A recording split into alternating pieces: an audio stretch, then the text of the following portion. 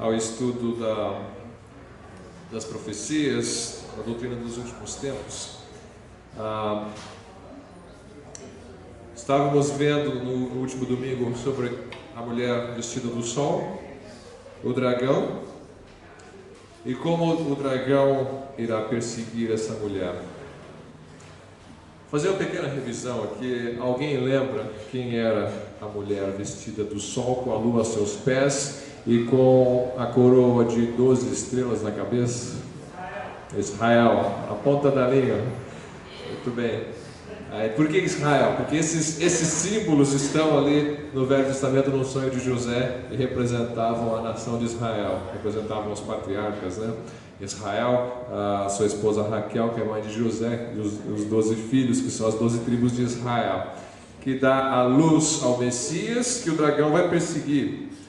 Mas o dragão também vai perseguir a própria mulher, que é Israel, e vai perseguir também a descendência da mulher, que são aqueles que confiam em Jesus Cristo como Salvador. Fala isso no finalzinho do capítulo 12 de Apocalipse, né? Fala que a descendência são os que guardam os mandamentos de Deus e têm o testemunho de Jesus. Então, esse aí foi o tema central do estudo da aula passada, e nós vimos que o dragão, que é o diabo, ele irá usar a besta para perseguir essa mulher. A besta, que é a besta que emerge do mar, que é o anticristo, com 7 cabeças e 10 chifres. Nós vimos que nessa simbologia, o que é que são as 7 cabeças e os 10 chifres? Agora vai ser mais difícil. O que são as 7 cabeças e os 10 chifres, de acordo com o Apocalipse? A gente não tem que adivinhar essas coisas, elas estão escritas, o significado delas, no livro de Apocalipse. Mas o que é que significa, mesmo que você não lembre exatamente os detalhes, os nomes, mas o que é que significam 7 cabeças e 10 chifres nesse monstro? 7 reis ou reinos, né? Isso mesmo. E os 10 chifres? Tá ligado, né? É parecida a interpretação. Alguém lembra qual a diferença entre 7 cabeças e 10 chifres? É mais ou menos a mesma coisa, mas não são as mesmas. Não são. Não são. Eles pertencem é uma simbologia do anticristo aqui. A besta é o anticristo. São 10 do futuro, né? Os 7 são 7 daqueles 5 já passaram, 1 era na época de João e 1 seria no futuro. Então, é a história dos impérios do mundo, né? E esse 1 que virá é o império do fim dos tempos. E os 10 chifres são 10 reis da época desse que virá, né? Que vão dar apoio à besta. É um pouco difícil lembrar todos os detalhes, por isso a gente faz essa recuperação de memória aqui, não vai passar os detalhes, mas o texto diz: os 6 são do passado, e o 7 é do futuro, e os 10 também são do futuro, né? Eles vão dar apoio à besta. Muito bem. Hoje nós vamos ver um pouco mais. Então aqui tem uma simbologia dessa besta, né? Pode passar para o próximo slide, vamos ver o que nós temos aqui. Estamos vendo aqui essa época da tribulação, né? Que está ali no meio, né? Na esquerda tem a época da igreja, no final nós temos o milênio e o juízo final e o estado eterno, e no meio temos a tribulação. Eu gosto de sempre trazer de volta esse gráfico, que é um gráfico simples, porque a gente guarda na memória mais facilmente quando a gente vê, né? Então alguns irmãos já estão acostumados, outros vão sempre vendo e repetindo, então vão se familiarizando com esse quadro, que não é um quadro do futuro que todo mundo aceita, mas é o que nós aceitamos aqui nessa igreja. A maioria dos batistas adota essa interpretação para as coisas dos últimos tempos. Primeiro o arrebatamento, depois a tribulação, depois a segunda vinda de Cristo para reinar por 1000 anos. Estamos vendo agora uma época em que a igreja já foi arrebatada, está nos céus com Cristo, e embaixo nós temos aqui na terra a nação de Israel. Algumas pessoas acham que o arrebatamento será ao final da tribulação, junto com a segunda vinda. Mas nós adotamos aqui a ideia, já expliquei a justificativa bíblica em outras aulas de por que nós entendemos que será antes.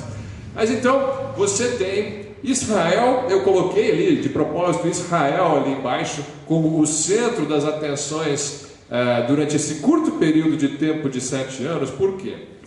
Porque nós sabemos que uma vez que os crentes em Cristo, tanto judeus quanto gentios, que não são judeus, foram arrebatados, como é que as pessoas vão se converter aqui na terra, se não tem gente para pregar o Evangelho?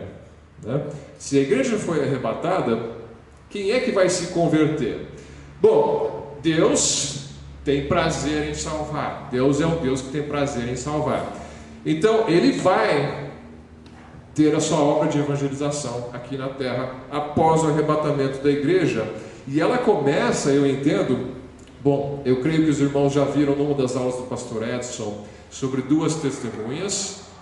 Na época que ele estava estudando os selos que estão abrindo, as trombetas que estão tocando, ali tem um período onde há 2 testemunhas que vão, testemunhas de Deus. Eu não sei se ele tratou ou não esse assunto, mas enfim, existem 2 testemunhas, em Apocalipse capítulo 11, elas falam sobre elas, de Deus que vão estar aqui pregando durante este período. Deus vai levantar 2 homens para pregarem, e eles vão ser capazes de fazer sinais e serão protegidos por Deus, apesar da perseguição do anticristo. Além destes, tem um grupo muito conhecido, muito falado no meio cristão e também entre as seitas, que são os 144 mil.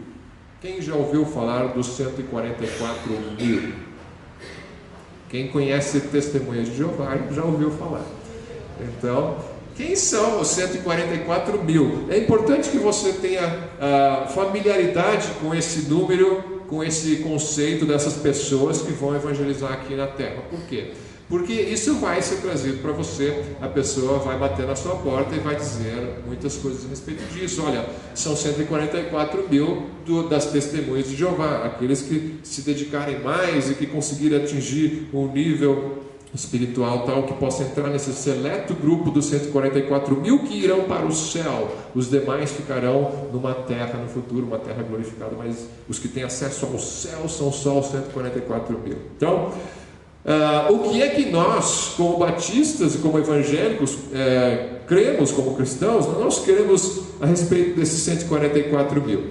Pode haver divergências de opinião. O que eu vou apresentar para vocês é simplesmente uma leitura direta do texto, porque a forma como eu abordo as escrituras são da maneira literal, tá?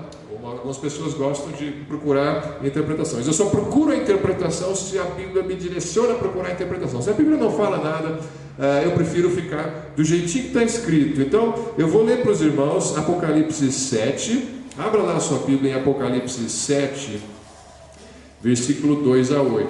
Alguns textos, algumas coisas do Apocalipse são difíceis, a gente vai ver isso hoje ainda.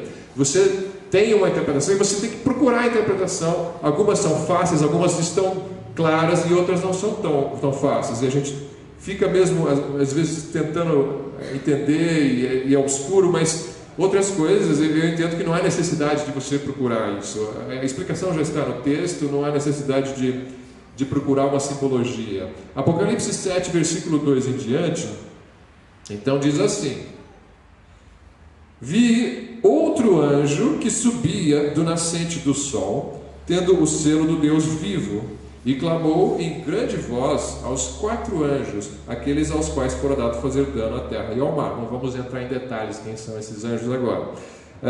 Dizendo: não danifiqueis nem a terra, nem o mar, nem as árvores, até selarmos na fronte os servos do nosso Deus. Então, estão certos juízos preparados sobre a terra, sobre a natureza, e o anjo fala, um anjo fala para os outros anjos que vão ministrar esses juízos, ele fala: não faça isso ainda, não castigue a terra ainda, porque eu tenho que separar os selados por Deus, os escolhidos de Deus. Esses escolhidos de Deus não são a igreja hoje, tá? Nós somos os escolhidos, a Bíblia fala, aquele que crê em Jesus como Salvador, é um eleito de Deus, é um escolhido de Deus. Esse nome é usado, nós temos o selo do Espírito Santo, isso a Bíblia nos fala também. Mas aqui nesse contexto, não é desses que ele está falando. São escolhidos também, são crentes também, são salvos em Jesus também, mas são especificamente desse período de aproximadamente 7 anos da tribulação aqui na terra, quando a igreja já foi levada. Então ele vai escolher um grupo para evangelizar o mundo, tá? Então você tem aqui o versículo 4 dizendo: então ouvi o número dos que foram selados, que era 144 mil. Então está aqui. O evangelismo durante a tribulação, se houvesse igreja na terra, você não precisava selar 144 mil. Mas quem pregar somos nós. Nós vamos estar aqui, vamos passar pela tribulação, então Deus não tem que selar mais 144 mil. Nós mesmos temos essa responsabilidade, vamos pregar. Eu entendo que a igreja não vai estar na terra, e então Deus vai levantar outros, e Ele vai começar com um grupo de 144 mil para espalhar esse evangelho, tá? E você tem esse número, mas quem são eles? Eu estava conversando com uma irmã que se converteu dos Testemunhos de Jeová, e ela disse: olha, quando a gente ia no Salão do Reino, falaram que tinha uma senhora bem idosa ali, e que disseram que aquela ali, ela entrou para o grupo dos 144 mil. Tem uma em São José dos Campos que entrou. Então ela conseguiu atingir essa vaga para poucos, né? Mas era muito ruim, então. Mas aí eu perguntei para essa pessoa: me diz aí, essa senhora, ela é judia? Não é judia, é brasileira. Eu saiba, não tem sangue judeu. Aí eu perguntei para ela: mas ela é homem? Não, ela não é homem, é uma senhora. Veja só o que diz a Bíblia. Versículo 4 diz, dos 144 mil, e de onde eles são? Então ouviu o número que foram selados aqui, era 144 mil, de todas as tribos dos filhos de Israel. Das tribos de Israel. E ele dá os nomes. Da tribo de Judá foram selados 12 mil. Da tribo de Ruben, 12 mil. Da tribo de Gade, 12 mil. Da tribo de Azer, 12 mil. Da tribo de Naftali, 12 mil. Da tribo de Manassés, 12 mil. Tribo de Simeão, 12 mil, etc. Todas, né? São 12 tribos, 12 mil de cada tribo, 144 mil no total. Então, devem ser judeus. Claro, você sempre pode adotar uma posição alegórica e pensar: não, mas é judeu, é jeito de falar, não é judeu, só quer dizer que é do povo de Deus, né? Não é a forma como eu abordo a Bíblia. Se a Bíblia diz judeu e ainda dá o nome da tribo, a Bíblia nunca diz que eu sou da tribo de Gade, ou de Ruben, ou de Judá. De que tribo que você é? Se você é israelita porque aceitou Jesus, de que tribo que você é? Você tem que estar dividido em uma das 12 tribos, né? Não somos. A Bíblia, em momento algum do Novo Testamento, diz que os que aceitam Jesus fazem parte ou dessa tribo ou daquela tribo, né? As pessoas têm o costume de chamar os músicos de levitas, né? É jeito de falar, mas não é uma linguagem bíblica realmente. Levita que é da tribo de Levi, né? Porque no Velho Testamento o pessoal da tribo de Levi também trabalhava com a música. Então, por comparação, o pessoal usa. Mas e as outras tribos? Não tem. Você é de Ruben? Irmão Gabriel, é de qual tribo? Pois é. Não tinha uma tribo para o irmão, né? Enfim, esses aqui são judeus. Então, os 144 mil é o primeiro critério para entrar na lista dos 144 mil. Na minha opinião, o primeiro critério é que não pode ser crente hoje, porque se for crente hoje vai ser arrebatado. Então ele vai se converter depois de algum jeito. Eles vão provavelmente ler a Bíblia, vão abrir a Bíblia, vão ler as profecias, vão ver que as coisas estão se cumprindo e vão se converter. E Deus vai agir para selecionar esses 144 mil judeus para começar a obra de evangelização. Depois, por que eu falei que eles têm que ser homens, além de ser judeus? Veja Apocalipse 14, dá um salto aqui, eles aparecem mais para frente no livro de Apocalipse. Apocalipse 14, versículos 3. Aqui tem um daqueles momentos no livro de Apocalipse em que ele parece que para tudo e mostra o que está acontecendo no céu, porque em geral ele está mostrando o que está acontecendo aqui na terra, mas de repente ele para tudo e mostra no céu uma cena de louvor, e tem um cântico, e tem adoração ao Pai, ao Filho, mas nesse momento aqui, você tem, no versículo 3, entoava um novo cântico diante do trono, os seres celestiais estão entoando, e ninguém pôde aprender o cântico, senão os 144 mil. Quer dizer, eu falei os seres celestiais, na verdade quem está cantando são os 144 mil que foram comprados da terra. Então agora, vários capítulos depois, eles já não aparecem mais na terra, eles aparecem no céu. Então, por isso que disse corretamente que de fato os 144 mil vão para o céu. Não são os únicos que vão para o céu, mas eles vão. E aqui, pelo jeito, eles já morreram. Provavelmente o anticristo já os perseguiu e já os matou pela fé em Cristo. E agora eles estão nos céus, louvando ao Senhor, e diz que ninguém pôde aprender o cântico, senão esses 144 mil que foram comprados da terra. Foram tirados da terra, foram comprados e agora estão nos céus. E são estes os que não se macularam com mulheres, então eles são homens que não tiveram relações com mulheres, porque são castos.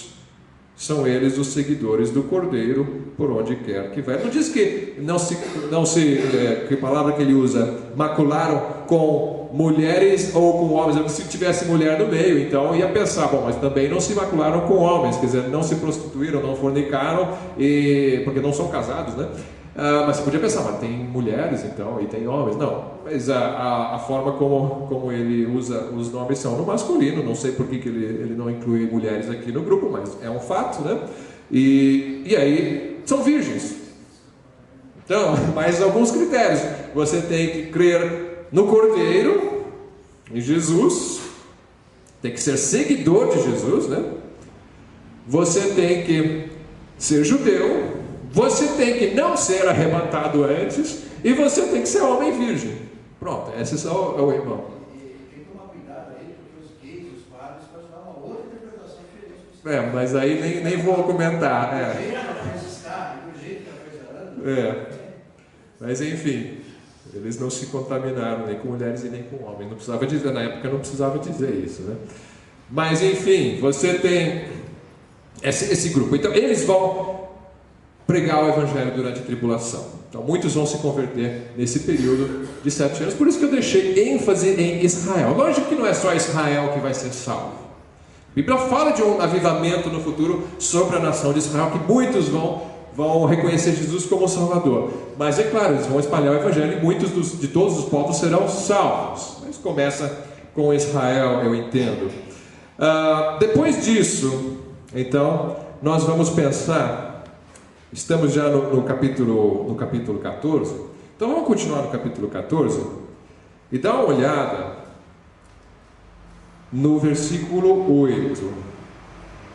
Então, nós temos alguns anjos proclamando certas coisas nesse capítulo, antes de começarem as últimas pragas do Apocalipse. Então nós temos os anjos proclamando algumas coisas. E um dos anjos fala isso aqui: seguiu-se outro anjo, o segundo, eu pulei o primeiro, tá? Depois você lê o primeiro em casa, mas o segundo anjo dizendo: caiu a grande Babilônia, que tem dado a beber a todas as nações do vinho da fúria da sua prostituição. Então nós temos aqui agora mais um mistério. Nós temos a Babilônia, uma Babilônia, a grande Babilônia, que vai cair. E ela está associada com as nações, e ela está associada com prostituição. Então nós temos duas coisas misturadas aqui. Nós temos uma cidade, que é a Babilônia, e nós temos uma mulher, que é uma prostituta. Aí você tem prostituição e você tem a cidade associada a alguma coisa misteriosa, que aqui ele não explicou o que é. Nós vamos ver outros textos que explicam o que é isso. Muito importante entender o que é essa Babilônia. E eu confesso para os irmãos que eu não vou entender ela perfeitamente. Tem certos mistérios na Bíblia que eles vão se revelar à medida que as coisas forem se cumprindo. As pessoas, quando forem vendo as coisas se cumprir, elas vão voltar para a Bíblia e vão começar a entender melhor do que nós entendemos hoje, tá? Então a profecia na Bíblia, ela tem 3 propósitos, vamos dizer. Um propósito é Propósito geral, a glória de Deus, a glorificar o nome de Deus, que é aquele que vê e fala o futuro e controla as coisas. Você tem um propósito de você se preparar para o futuro, se você sabe o que vai acontecer. E o outro propósito é, mesmo que você não entenda o que está escrito sobre o futuro, talvez quem estiver vivendo na época vai entender, porque ele vai ver coisas que nós não estamos vendo. Então aí serve para a pessoa olhar para a Bíblia e acreditar que a Bíblia é verdadeira. Então entenda a diferença. Uma coisa é, eu estou hoje lendo o texto que fala sobre o futuro e tentar entender o futuro para anunciar para as outras pessoas, ou para eu mesmo me preparar, dependendo da situação. Uma outra coisa é, não estou entendendo, mas mesmo assim estude, leia. Bem-aventurado aquele que lê e guarda as palavras dessa profecia. Então, guarde. Não estou entendendo. Continue lendo, continue guardando e continue anunciando. Um dia, quem sabe, as pessoas vão lembrar, porque vão estar vendo, e aí elas vão entender coisas que nós não entendemos hoje. Mas algumas coisas eu creio que nós podemos entender. Essa Babilônia que cai, então ela tem uma cidade, tem um império da Babilônia, e nós temos uma prostituição envolvida com isso e nações envolvidas. Depois a gente vai voltar sobre isto. Nós temos no capítulo 15 em diante os 7 últimos flagelos. Olha só, versículo 1, leia o versículo 1. Algum irmão pode ler em voz alta, por favor? Pode ler do 1 até o 4. Vi no céu outro sinal grande e maravilhoso: 7 anjos com as 7 últimas pragas, pois com elas se completa a ira de Deus.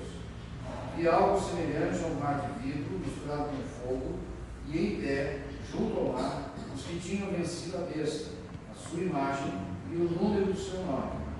Eles seguravam harpas que lhes haviam sido dadas por Deus, e cantavam o cântico de Moisés, servo de Deus, e o cântico do Cordeiro. Grandes e maravilhosas são as tuas obras, Senhor Deus Todo-Poderoso. Justos e verdadeiros são os teus caminhos, ó Rei das nações. Quem não te temerá, ó Senhor? Quem não glorificará o teu nome? Pois tu somente és santo. Todas as nações virão à tua presença e te adorarão, pois os teus atos de justiça se tornaram manifestos. Vocês já ouviram isso em algum lugar, né? Quem conhece esse cântico? É o Rei das Nações, é? Grandes são as tuas obras, Senhor Todo-Poderoso. Justos e verdadeiros são os teus caminhos, ó Rei das Nações.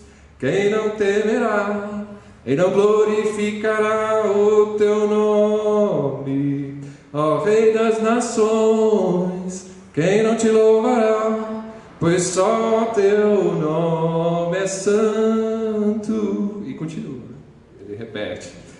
Então, é uma cena no céu. E eles estão adorando por algo que os homens odeiam, que é o juízo de Deus, a justiça de Deus, o derramar da ira de Deus.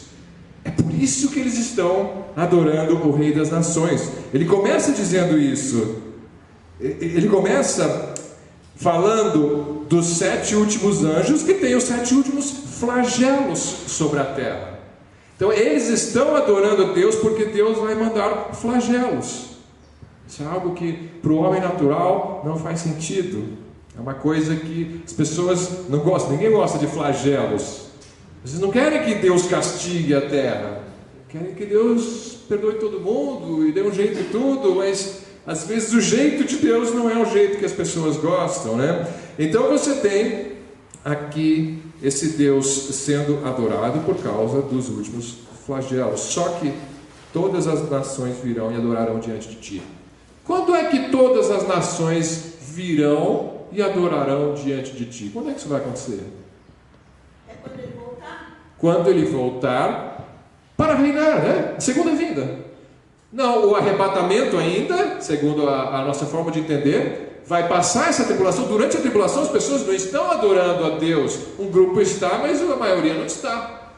Você tem Cristo voltando. Então isso também é um anúncio da volta de Cristo em breve para reinar, onde todas as nações vão adorar. Então esse período da tribulação é um período de purificação também. Essa justiça é para castigar os ímpios e preparar a terra para os justos a tomarem. Mas esse é o quadro que ele coloca nos céus antes de começar a derramar as taças, as 7 últimas taças da ira de Deus, que com ela se consumou a cólera de Deus. Aí você tem o primeiro flagelo. Eu não vou entrar nos detalhes de cada um dos flagelos, vamos só enumerá-los brevemente, né? O primeiro flagelo você tem, vamos ver aqui, versículo 8 desse capítulo. Não, começa no capítulo 16, né? Capítulo 16, você vai ter no versículo 2: saiu, pois, o primeiro anjo e derramou a sua taça pela terra, e aos homens portadores da marca da besta e adoradores da sua imagem sobrevieram úlceras malignas e perniciosas. Qual é a marca da besta? Eu não estava aqui quando por 2 semanas não estive aqui. Eu não sei se o pastor Edson falou da marca da besta. Ele falou? Não, ele chegou até os selos. Até os selos ali, eu não sei se ele mencionou a marca, né? A marca, mas os irmãos já ouviram falar muito dessa marca. Que marca que é essa? Deus tem os seus selados, o diabo também tem os seus selados, né? O diabo sempre é um imitador, né? Então, se Deus tem o selo dos seus, o diabo tem o selo dos seus. Qual é o selo? Qual é o número? 666. Diz o texto de Apocalipse 13 que quem é que vai colocar este número nas pessoas? O anticristo, mas mais especificamente, não exatamente o anticristo. É para servir o anticristo, mas tem um outro que coloca esse selo. O texto diz que não é exatamente a besta que surge do mar que coloca esse nome. Como? Eu li agora o 16:2, falando dessas úlceras malignas para os adoradores da imagem da marca da besta, né? Mas o texto de Apocalipse fala de 2 bestas. Alguém lembra disso? Ou sabe disso? Primeira besta, nós vimos 7 cabeças, 10 chifres, boca de leão, corpo de leopardo, patas de urso. Qual é a segunda besta? Ela sobe da terra. O que ela tem? Como que é a aparência dela? Qual é a aparência da segunda besta? Apocalipse 13. Então, já que os irmãos não viram essa parte, eu vou voltar um pouquinho, depois a gente volta lá no 16, tá? Desculpa a falta de sequência aqui, que eu não sabia exatamente o que o pastor Edson tinha falado. Então, você tem a segunda besta no Apocalipse 13. Apocalipse 13, versículo 11. Olha só. Apocalipse 13, 11. Depois que ele descreve a primeira besta, diz assim: vi ainda outra besta emergir da terra. Uma emerge da água, que são as nações, conforme o Apocalipse 17, a interpretação são as nações, e a outra agora sobe da terra. Talvez isso significa da terra prometida. Talvez ele seja não das nações, talvez ele seja judeu.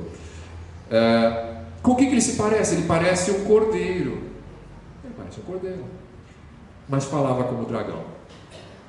Cordeiro possuído pelo dragão. Então ele é um líder religioso. Existe um líder político, que é o anticristo, que é a primeira besta. Existe um líder religioso, que é o segundo. É a besta que parece um cordeiro. Ele é um líder da religião mundial no futuro, a religião ecumênica, que junta todas as religiões com um propósito. Qual é o propósito? Versículo 12: exerce toda a autoridade da primeira besta na sua presença e faz com que a terra e os seus habitantes adorem a primeira besta. Então é esse. Ele é um ministro de adoração para o anticristo. Tá? Então você tem aqui, entenda, Satanás é um imitador. Você tem Satanás com o selo, selando os seus seguidores. você tem Satanás querendo ser como Deus, como o Pai. Ele tem o seu filho, vamos dizer, anticristo. E ele tem o seu Espírito Santo, que é o falso profeta. Ele tem uma trindade aqui. É a trindade satânica. Ele tem o dragão, os moradores da terra habitam o dragão, que deu poder à besta, que é o anticristo, que também é adorado. E o falso profeta não é adorado, ele ministra adoração para o dragão e para a besta. Assim nós entendemos que nós adoramos, sim, o Deus triuno, mas cada um tem o seu propósito, né? o seu ministério, e o ministério do Espírito Santo em nós queremos que é o qual? Ministrar a nossa adoração ao Pai e ao Filho, né? Nós, quando somos cheios do Espírito Santo, nós queremos adorar o Pai e o Filho, e assim o dragão planejou no futuro também, que houvesse uma trindade, para que ele pudesse ser adorado como o Deus desse século, e ele implanta o quê? O reino do dragão na terra, uma imitação do reino de Deus na terra, que virá um dia. Então, Satanás está trabalhando, planejando, labutando para o momento certo em que a igreja for tirada e ele puder implantar o reino de Satanás na terra, né? Então, onde ele abertamente poderá ser adorado, não como se faz hoje, em que ele é adorado indiretamente por meio de falsas religiões, idolatrias e coisas assim. Tudo isso agrada a Satanás, mas não é uma adoração aberta. No futuro, tem os seus grupos secretos que adoram Satanás, mas não são muitos. Não é assim, comparado com a população da terra, não está todo mundo adorando o diabo. Eles servem Satanás sem saber, às cegas, como tendo uma venda nos olhos, não estão percebendo que estão fazendo a vontade do diabo quando não fazem a vontade de Cristo. Mas no futuro vai ser aberto, e vai ser tão aberto que a pessoa vai receber um número. Não, eu aceito o dragão, eu aceito o anticristo, e eu ponho o selo. Só que, como eu disse, quem põe esse selo é esse falso profeta. Veja o versículo. Ele está falando sobre essa segunda besta, que em outro lugar do Apocalipse é chamado de falso profeta. Versículo 16: a todos os pequenos e os grandes, os ricos e os pobres, os livres e os escravos, faz que lhes seja dada certa marca sobre a mão direita ou sobre a fronte, você escolhe, para que ninguém possa comprar ou vender, senão aquele que tem a marca, o nome da besta ou o número do seu nome. Pronto, ele fala que o número é 666, número de um homem. Então é o anticristo, sim, mas é a besta, a segunda besta que implementa esse sistema. Ele é um sistema de adoração também, não é só um sistema econômico. Quando você recebe esse número, não é só, eu quero comprar, o que eu tenho que fazer? Põe esse número aí, tá bom, é como se fosse mais um cartão de crédito, vou lá, tudo bem, não é só isso. Ele está ligado com adoração. É um profeta que está instituindo esse número. Ele vai falar, esse é o número do anticristo, é o número da besta. Quem quer um pacto com a besta, então recebe esse número e pode... É como se fosse uma adoração à besta, porque aqui vai ser aberto. O mundo inteiro está sendo impulsionado por esse falso profeta a adorar a besta. Então esse é o número de adoração. Não é só um número comercial, tá? Não precisa ficar com medo de, mais uma tecnologia que apareceu para fazer compras, será que eu devo receber ou não? Será que se eu usar esse cartão ou essa tecnologia eu vou estar recebendo o número da besta? Não vai, tá? Não precisa ficar com medo disso. Só que no futuro a coisa vai estar associada claramente com um pacto religioso de adoração com este anticristo, tá? Isto está claro, irmãos? Alguém tem uma dúvida sobre isso? Tá? Então, hoje em dia, claro, as tecnologias vão sendo preparadas, o ambiente, a globalização vai sendo preparada, mas a coisa em si não é ruim, ela vai ser usada para o mal, tá? Então, não adianta a gente querer se separar de tudo hoje, eu não vou usar tecnologias porque o anticristo vai usar a tecnologia. Não, use para Deus, ele vai usar para o diabo um dia, né? Mas, enfim, sem paranoia, mas a Bíblia nos mostra o que vai acontecer. Aí, nós estávamos falando das taças, né? Tudo bem. Então, a primeira taça é úlceras sobre essas pessoas que receberam o número da besta. Por isso que eu fiz essa volta, né? Para entender. Quem que vai receber essas úlceras? Quem receber esse número. Não é todo mundo na terra que vai receber. O texto de Apocalipse 16, 2 diz: saiu, pois, o primeiro anjo, derramou sua taça pela terra, e aos homens portadores da marca da besta e adoradores da sua imagem sobrevieram úlceras malignas e perniciosas. Pronto, eles vão ter algum tipo de câncer, eu não sei, alguma úlcera aqui que vai aparecer sobre essas pessoas. Segundo flagelo, a segunda taça, derramou o segundo anjo a sua taça, versículo 3 de Apocalipse 16. Apocalipse 16, 3. Derramou o segundo a sua taça no mar, e este se tornou em sangue como de morto, e morreu todo ser vivente que havia no mar. Em outra ocasião no Apocalipse, tem 1/3 dos animais morrendo no mar. Aqui já é todo mundo, todos os animais vão morrer. Então, mais para o final da tribulação, aí todos os animais do mar vão morrer. E as águas se tornarão em sangue, não sei como é isso. Não sei se vai ser sobrenatural, Deus vai fazer algo aqui que vai se tornar em sangue.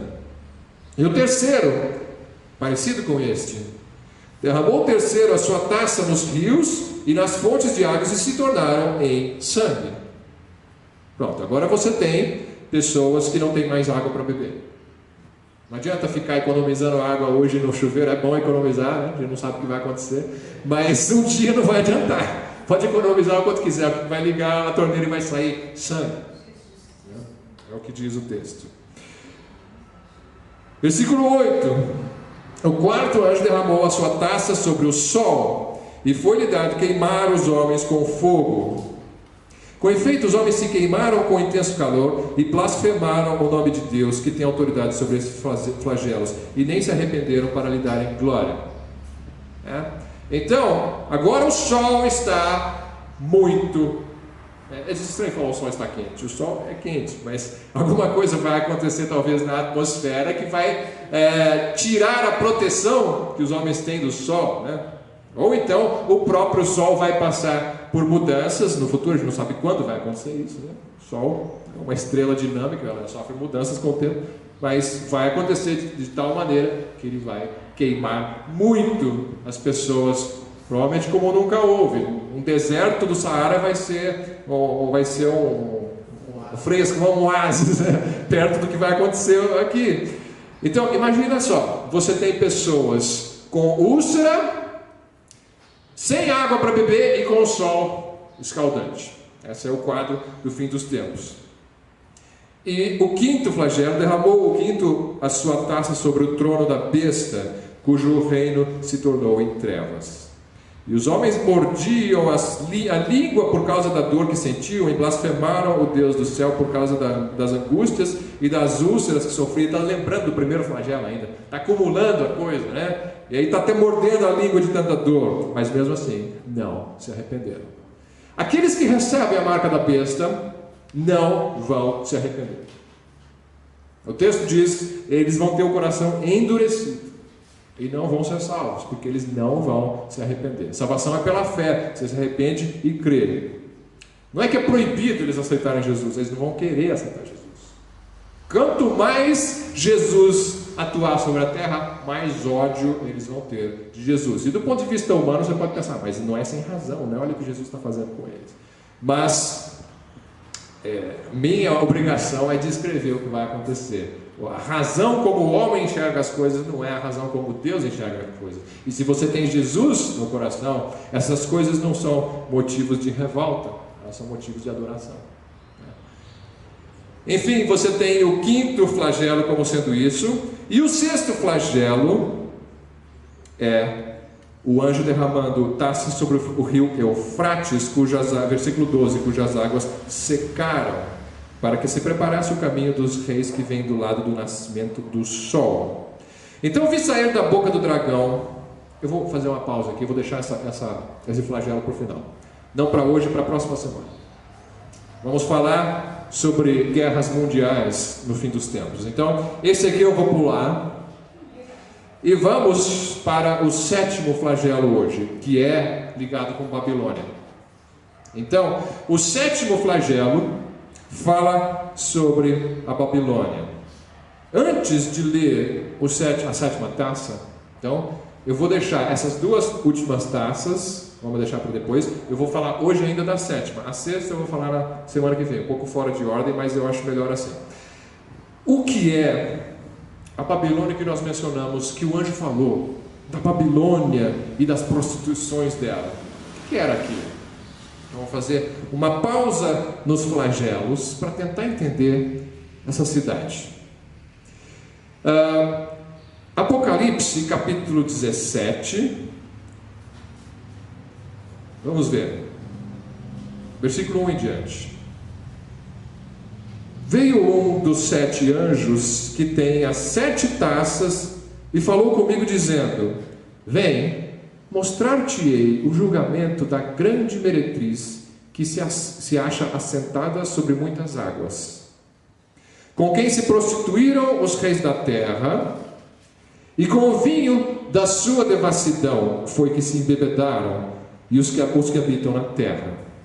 Transportou-me o anjo em espírito a um deserto e vi uma mulher montada numa besta escarlate, besta repleta de nomes de blasfêmia, com 7 cabeças e 10 chifres. Aqui tem um desenho de um artista sobre isso. Uma mulher vestida de escarlate vermelho. Claro, a besta também é escarlate, diz o texto. Na verdade, a mulher não é de escarlate, a mulher é púrpura, né? Parece vermelho, mas é púrpura. O texto, versículo 4 vai dizer: achava-se a mulher vestida de púrpura e de escarlata também, os dois, adornada de ouro, de pedras preciosas e de pérolas, tendo na mão um cálice de ouro transbordante de abominações e com as imundícias da sua prostituição. Na sua fronte achava-se escrito um nome, um mistério: Babilônia, a grande, a mãe das meretrizes e abominações da terra. Então vi a mulher embriagada com o sangue dos santos e com o sangue das testemunhas de Jesus. E quando a vi, admirei-me com grande espanto. Então essa é a descrição da mulher. A mulher está sobre a besta. A besta nós já sabemos o que é. É o anticristo e o reino do anticristo em si, né? Os reis, que são as cabeças que dão os chifres, que dão o apoio ao anticristo. Então é o reino do anticristo. A mulher está governando esse reino. Ela está sobre a besta. Como é isso possível? Se o anticristo é o governante do mundo, como é que pode ter alguém acima do anticristo que não é o dragão, mas é uma mulher? E que mulher é essa? Lembra? Nós falamos de uma mulher antes que era uma mulher grávida, pura, vestida do sol com a lua aos seus pés, que era a nação de Israel. E agora nós temos o oposto. Nós temos uma prostituta vestida com roupas de luxo, com esse cálice cheio de imundícias de prostituição, e ela se prostitui com os reis da terra. E tem um nome que é Babilônia. Babilônia é o nome de uma cidade. Prostituta é uma mulher. O que é que está envolvido aqui? Então, algumas pessoas têm tentado explicar essa mulher como sendo uma cidade somente. Não. No futuro, a cidade de Babilônia será reerguida e será a capital do reino do anticristo, e é dali que ele governa o mundo. Isso é uma corrente de interpretação.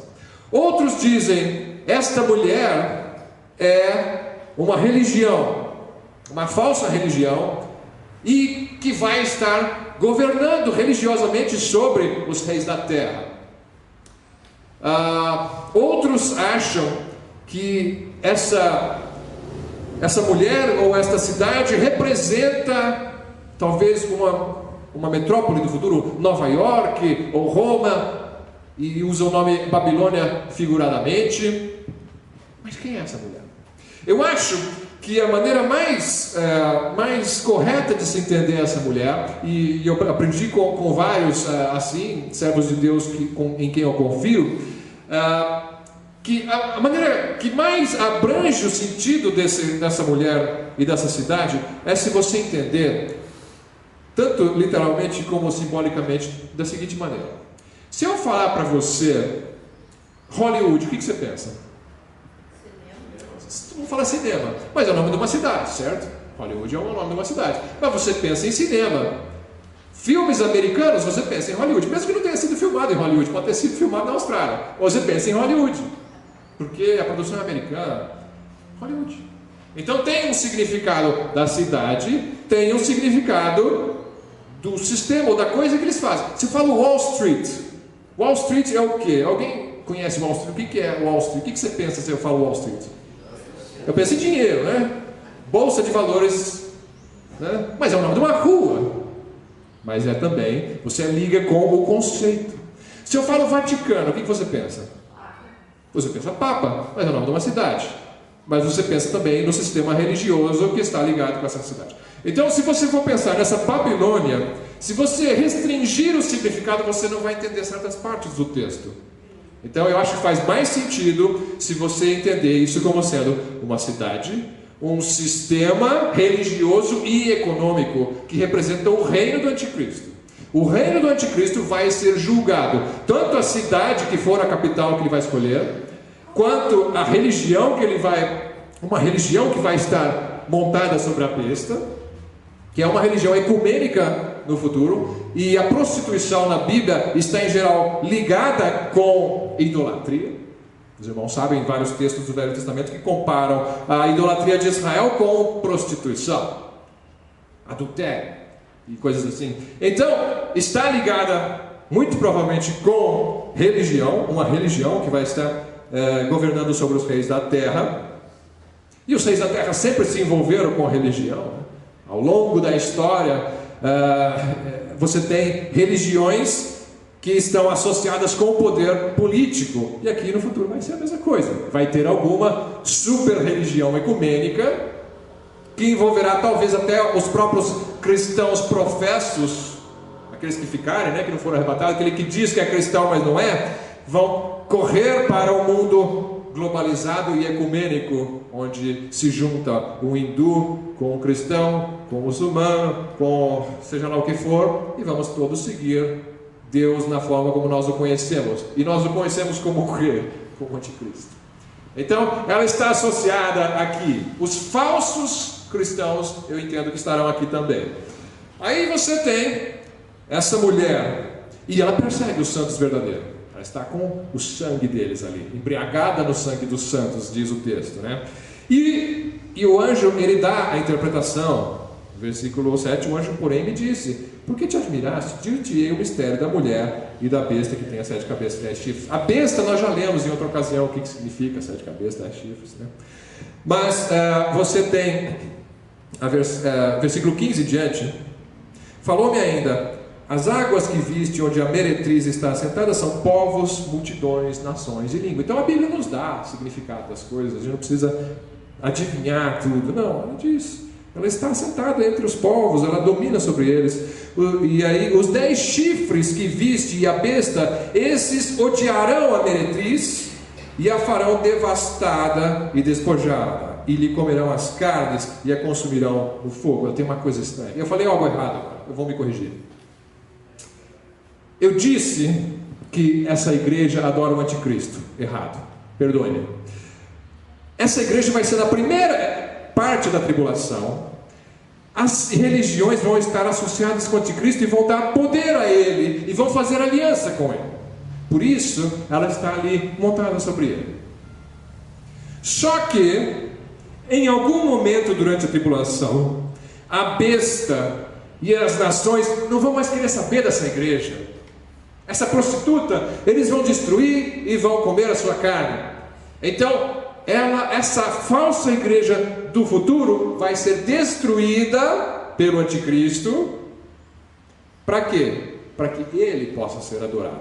Agora, esquece esses seus deuses aí. Agora adorem a mim e ao dragão. É isso que vai acontecer. Tá? Eles comerão. Então começa com uma aliança. Começa com ela montada sobre a besta, tendo poder. Mas no final, o anticristo quer tudo para si. Eu quero poder único, adoração única, e aí ele vai e destrói essa mulher, tá? Então, a falsa igreja será destruída. Você tem versículo 18. 17 é importante. Porque em seu coração, esses reis, né, e o anticristo, a besta, em seu coração incutiu Deus que realizem o seu pensamento. O executem a uma e deem à besta o reino que possuem, até que se cumpram as palavras de Deus. Eles vão destruir a mulher para dar o poder todo para a besta. E a Bíblia diz que Deus está deixando isto, porque é uma forma de Deus punir a Babilônia. Babilônia já existe. A Babilônia já existe. Ela não está nesse estado aqui ainda. Ela não está montada sobre a besta, mas ela já existe. Como é que ela já existe? Passa o próximo. Vamos ver uma coisa aqui. Você lembra de Babel? Babel, né? Tem muita coisa nesse gráfico aqui que eu não vou explicar hoje, não é o assunto hoje. Aqui é a história do mundo, mais ou menos, em gráficos. Mas você tem aqui a criação do mundo, a queda, depois vem o quê? O dilúvio, né? Dilúvio. Depois do dilúvio começa a população do mundo a crescer de novo. E o mundo começa a se reconstruir depois do dilúvio. O que acontece em um determinado momento depois do dilúvio? Os homens falam: olha, Deus falou para a gente se espalhar por toda a terra. Mas vamos fazer o seguinte, não vamos seguir Deus não. Vamos construir uma torre aqui, para que não sejamos espalhados por toda a terra, e para que nós tenhamos um nome glorificado entre os homens. Vamos exaltar o nosso nome, construindo uma torre que chega até os céus. Então, você tem Babel, está marcado em vermelho aqui, não sei se os irmãos vão ver, depois do governo humano ali tem Babel. Tem um homem que é responsável pela construção dessa torre, por juntar as pessoas para construir essa torre, e o nome dele é Nimrod. Você pode ver nos primeiros capítulos de Gênesis, se eu não me engano é Gênesis 11. Aí, esse Nimrod, ele fundou, segundo o texto, ele fundou o seu império, que é o primeiro império do mundo sem Deus, pós-dilúvio. Ele começou em Babilônia. O princípio do seu império foi Babilônia. Depois tem outros Nínive, outras cidades que ele funda também. Ele construiu Babilônia, ele construiu Babel. E em Babel, as pessoas se juntam para se rebelar contra Deus. Eles não querem servir a Deus. E é possível que ali tenham nascido as religiões pagãs e a idolatria após o dilúvio. Se você faz um estudo arqueológico, você vai ver os antigos sumérios e babilônios, tudo a mesma região, dois nomes diferentes para a mesma região, eles cultuando falsos deuses. Começa nessa época aí, pouco depois do dilúvio. E aqui você tem a torre, segundo um artista do século XVI, como ele imaginou essa torre. Tá. Ali eles começam a adorar falsos deuses. Ali começa a grande Babilônia, essa meretriz, falsa religião. Então você tem o que? Você tem uma verdadeira religião que Deus vai providenciar, chamando Abraão, tirando Abraão dessa imundícia, falando: Abraão, vou dar para você a verdade. O verdadeiro Deus sou eu. Esquece esses outros que seus pais seguem e vamos seguir o verdadeiro Deus.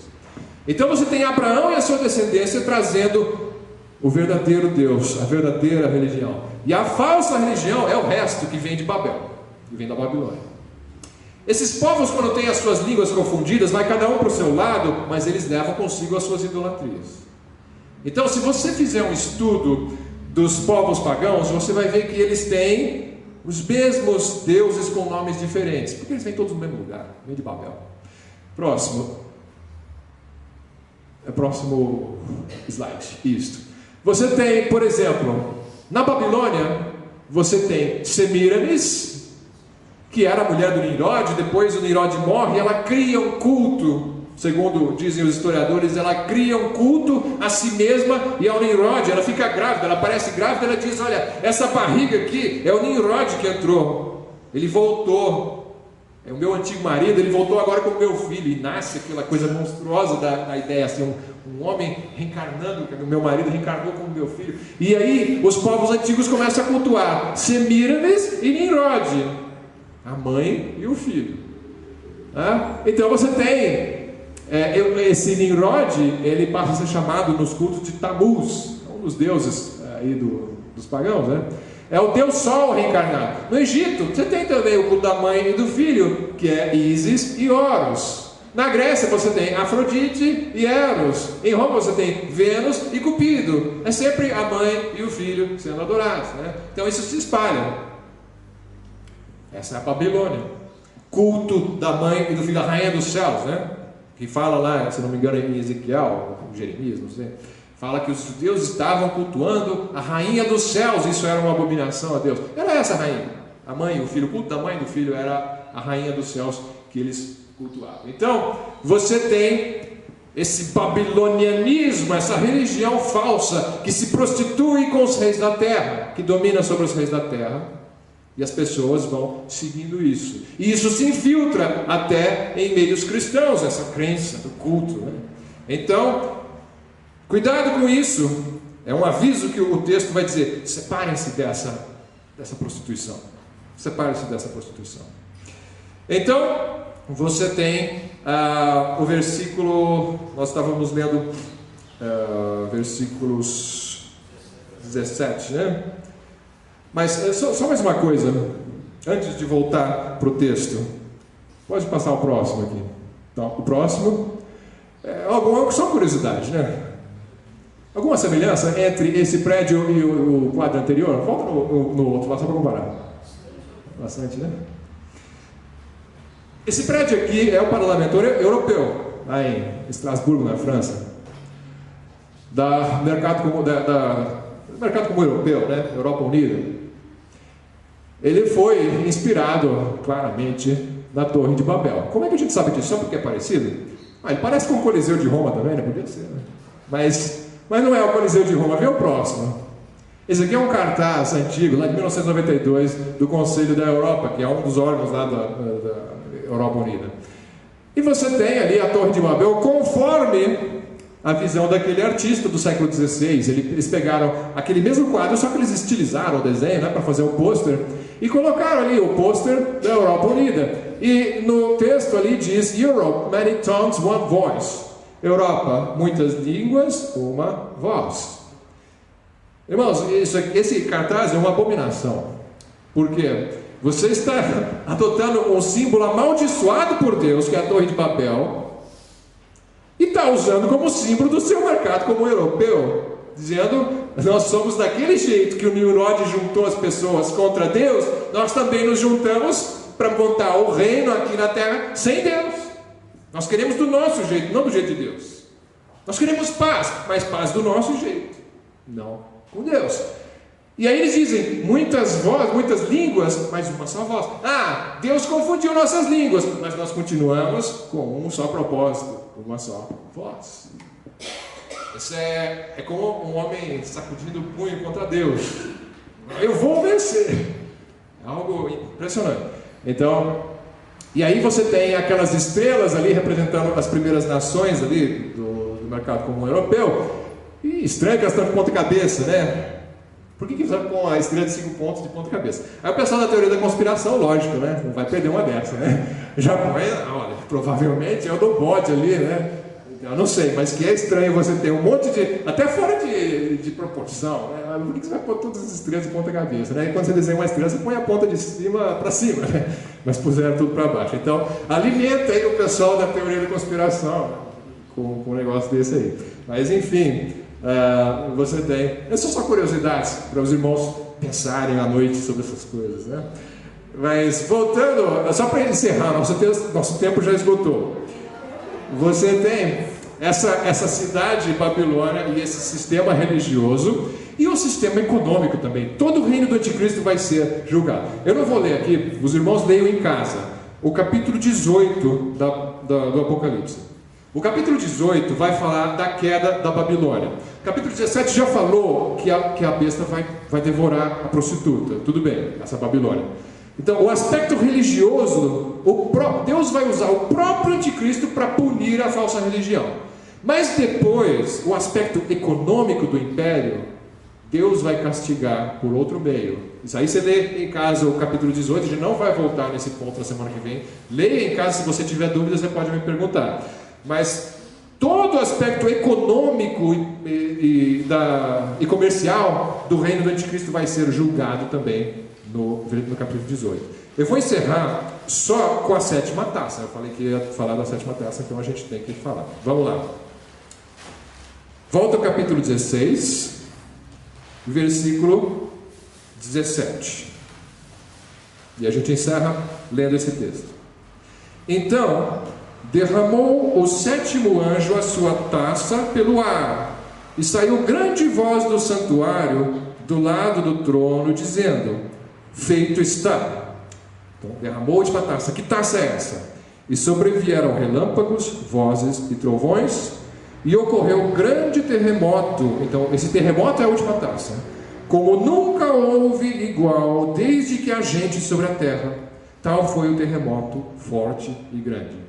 E a grande cidade se dividiu em 3 partes. E caíram as cidades das nações.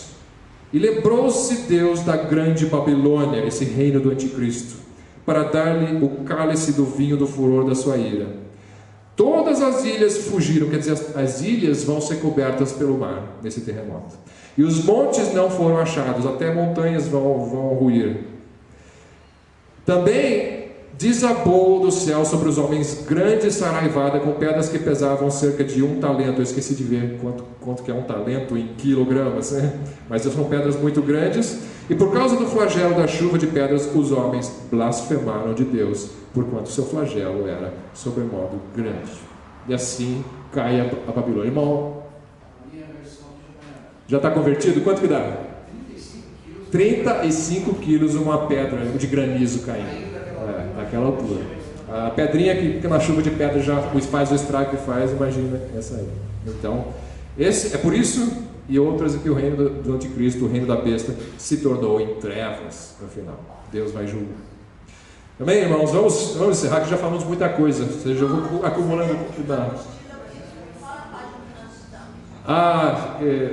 quando fala das 7 taças, eu esqueci de anotar a página. Tem uma seção aí que fala das 7 taças. Aí eu posso mostrar para a irmã logo depois. A gente vai, eu falo com isso, onde estão as taças e onde está a prostituta. Tá aí no texto, tá, irmã? Eu já falo com a irmã. Bom, algum comentário no final? Então vamos encerrar com uma oração. Nosso Deus, nós adoramos ao Senhor pela revelação da Tua Palavra, pela grandeza da Tua revelação, e nós adoramos porque esse Cordeiro é aquele que nos resgatou de tudo isso, que nos livrou da ira, aquele que tem prometido um lugar para nós, um lugar de paz, e todos aqueles que quiserem, Deus, qualquer um que quiser, venha e beba de graça da água da vida. Essa é a maravilha do reino do Senhor, um reino que nós podemos nos achegar e ter a certeza, segurança do amor, do consolo e da salvação do Senhor. Ajuda-nos a continuar amando a Tua Palavra, a buscarmos entender as Tuas Escrituras, Senhor, e que os homens que hoje blasfemam, um dia possam se arrepender, ó Deus, que não continuem como esses no futuro, que a Bíblia fala que vão continuar blasfemando ao Senhor. Quebra os corações endurecidos, Senhor, para que sejam resgatados dessa cidade, dessa Babilônia, e sejam transportados para a Tua cidade, a Nova Jerusalém que desce do céu. Em nome de Jesus. Amém. Isso tudo soa sensacionalista. A crítica que alguns evangelhos fazem sobre essa posição é que ela é sensacionalista demais. Isso é incrível demais. Eu acho que não é assim que vai acontecer. Olha, pode ser que seja sensacionalista a aparência, mas as coisas na Bíblia são sensacionais. O mar vermelho está vindo é sensacional, as 10 pragas são sensacionais, o dilúvio é sensacional, Jonas no ventre de um peixe é sensacional, a ressurreição de Jesus é sensacional. Então eu creio que as sensações vão acontecer do jeito que a Bíblia prega. Se não for assim, eu não sei como ensinar a Bíblia. Eu vou ensinar do jeito que está escrito e vou me preparar para a coisa do jeito que está escrito. Se alguma coisa não for do jeito que eu expliquei, mas eu segui do jeito que estava. Diante de Deus estou com minha consciência tranquila.